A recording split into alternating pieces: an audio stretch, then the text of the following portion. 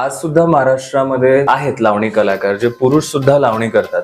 पण काय वेगळेपण आहे तुझ्या आणि इतरांमध्ये की तू एक वेगळा स्टँड आउट होतोस? ऑफकोर्स तुझं जे हंबल नेचर आहे की तू एवढा डाऊन टू अर्थ आहेस, त्या व्यतिरिक्त काय सांगशील?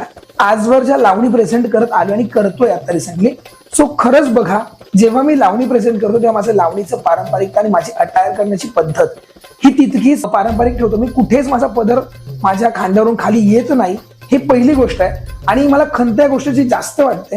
कदाचित आजचा इंटरव्ह्यू मी खूप वेगळ्या दिशेने जाईल, पण मी आज बोलून टाकणार आहे की मी पुरुष असून जर मग ह्या गोष्टीचं जर भान ठेवत असेल तर एक स्त्री किंवा इतर पुरुष यांनी याचं भान ठेवावं की लावणी ही ना वल्गर नाहीये, लावणी ही अश्लील नाहीये. लावणी मादक आणि सुंदर आहे. ती तुमच्या प्रेझेंट करण्यावरती आहे की तुम्ही ती कशी प्रेझेंट करताय. सो तुमची कंबरच खूप दिसली पाहिजे किंवा तुम्हाला खूप लोकांनी बघितलंच पाहिजे, पण तुमचे पदर खाली आले पाहिजेत, हा मुळात लावणीचा भागच. लावणी ही